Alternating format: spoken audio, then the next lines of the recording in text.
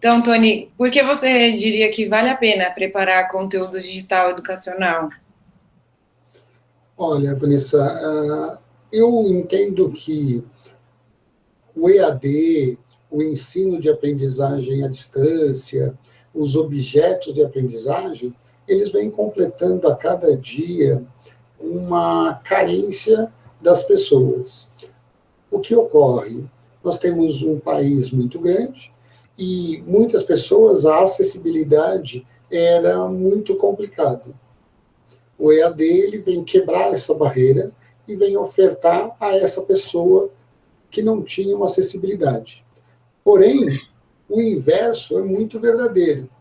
Muitas das pessoas que trabalham em algumas metrópoles estão muito próximas, inclusive algumas instituições, por conta de estar na metrópole, não tem tempo, trabalham, ficam presos em trânsito. Então, o cumprir um certo horário em algumas instituições, ou chegar no momento da aula onde ela já esteja em andamento, acaba prejudicando o aprendizado do mesmo jeito. Logicamente, somado ainda um desgaste de deslocamento, algum estresse com todas as estruturas e ou falta da infraestrutura em algumas cidades, é mais um agravante. Então, somado a tudo isso, um conteúdo bem desenvolvido, com os recursos bem elaborados e proporcionando um aprendizado, somado à condição de a pessoa poder ter a flexibilidade dos horários se encaixando ao horário dela, podendo ouvir uma aula gravada, podendo rever um conteúdo, analisando um objeto de aprendizagem que possa entender e dar um fluxo da informação melhor para ele, tende sempre o EAD a evoluir e a crescer. Um último ponto, observa-se muito a aplicação dessa metodologia virtual, essa metodologia à distância, já sendo implantadas em treinamentos organizacionais. Isso vem evoluindo bastante. O que se deve aí também é criar uma situação do pedagogo empresarial numa visão do EAD, numa visão à distância, porque também, né, reduz os custos, agiliza os processos para as próprias organizações e tem uma aceitação bem significativa nas organizações. Então, eu acho que cabe aos conteudistas também se adaptarem para o tipo de recurso. Então, por exemplo, só para você ter um parâmetro aí no que eu gostaria de posicionar, é lógico que o conteudista, se for só para uma parte escrita, é uma forma que ele tem que posicionar, né? Mas se for, por exemplo, já apresentar uma gravação, se for usar um chat, ou se for usar alguma ferramenta de aprendizagem, também algum objeto de aprendizagem além desse, ele tem que elaborar um conteúdo dentro desses parâmetros. Porque o que se vê muito são pessoas que montam um conteúdo praticamente só para escrita, e aí tentam adaptar esse volume de conteúdo, de informações, para uma situação que não é estática.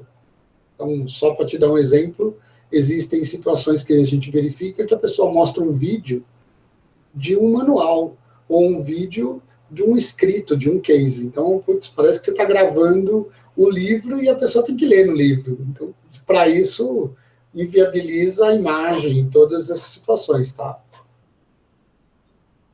Seria mais fácil fazer um podcast, né? Que aí é uma aula, somente um áudio já contempla, né? Nesse caso. Com certeza, ficaria muito mais objetivo e, principalmente, mais interativo. Um vídeo estático certamente não vai despertar um interesse aí no aluno, né? Tony, você nota muita gente que prepara o conteúdo educacional digital sem um preparo, nesse sentido que você coloca agora de não atender a que ele pretende, né? Não só o objetivo daquela aula, vamos colocar assim, o módulo pretende atingir tal objetivo, não só nessa questão, mas objetivo de quê? Isso é um espaço para discussão, é um fórum, é um vídeo para o aluno assistir, é um vídeo para ele entregar um trabalho sobre, enfim. Olha, Vanessa, a tua pergunta é bem legal, porque, assim, eu vou fazer um meia-culpa com as duas partes aí, tá? O que eu ainda percebo é que, na minha forma de ver, e até pelo que eu já estudo e acompanho isso, um profissional presencial não necessariamente ele vai ser um bom profissional para a passagem pelo EAD, pela metodologia virtual. Então, ocorre muitas vezes que a instituição simplesmente pega o profissional que é até um bom profissional em sala de aula e tem uma boa metodologia presencial e simplesmente orienta para dizer, a partir de hoje, faça um conteúdo ou apresente um conteúdo de uma forma virtual. E ele, sem conhecer os recursos ou de uma forma que ele sempre teve acostumado a desenvolver presencialmente, tem algumas limitações ou algumas dificuldades. Outras situações é que a instituição, como eu estava falando da meia-culpa, muitas vezes demonstra que está seguindo por esse caminho, só que alguns profissionais ainda acreditam que é um modismo ou que é uma situação que não vai vingar. Logo, ele também não se prepara. Ou até acredita que não é para o mundo dele esse tipo de situação, respeitando sempre cada um e a sua forma de pensar. Mas, certamente, quando ele não se prepara para isso, como eu comentei, o próprio vídeo, as próprias apresentações, o conteúdo, fica de uma forma muito fria, distante, e aí certamente não vai despertar o interesse, seja ela no presencial, seja ela no virtual, tá? Isso me remete à questão da formação continuada, né, Tony? Qualquer que seja o nível de ensino que o professor trabalha, a formação continuada ela é extremamente importante. E sabe, outra ideia que me passou aqui é que no ensino presencial, os deslizes na didática pedagógicos, eles são desapercebidos, eles acontecem dentro da sala de aula. No entanto, a educação à distância, ela tem visibilidade. Então, a única diferença é essa, né? Então, fica claramente, assim, reforçado para mim a importância da formação mesmo do professor, como ele encara, né, o ofício dele, o que ele entende como formação, o que ele pretende com aquele conteúdo que ele vai trabalhar com o aluno, onde quer chegar, enfim.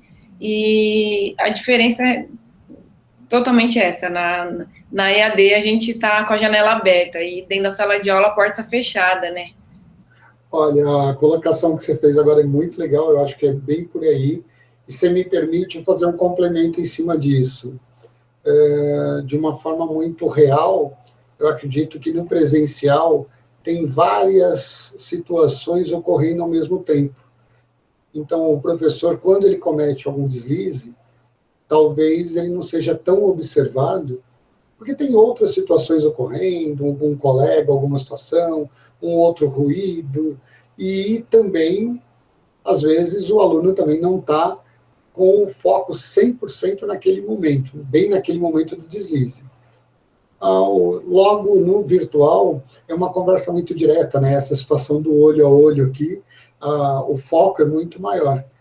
Então, se existir um deslize, existir alguma situação, ela fica muito mais exposta, tanto pela posição que você falou aqui, aí a janela está aberta, né? Quanto ao direcionamento. O foco está totalmente na pessoa nesse momento. Obrigada, Tony. Agradeço muito o seu tempo com a gente. Foi um grande prazer conversar com você. Muito obrigado, eu que agradeço e estou sempre à disposição. E é um prazer aí estar contribuindo com esse projeto que eu acho muito legal, tá?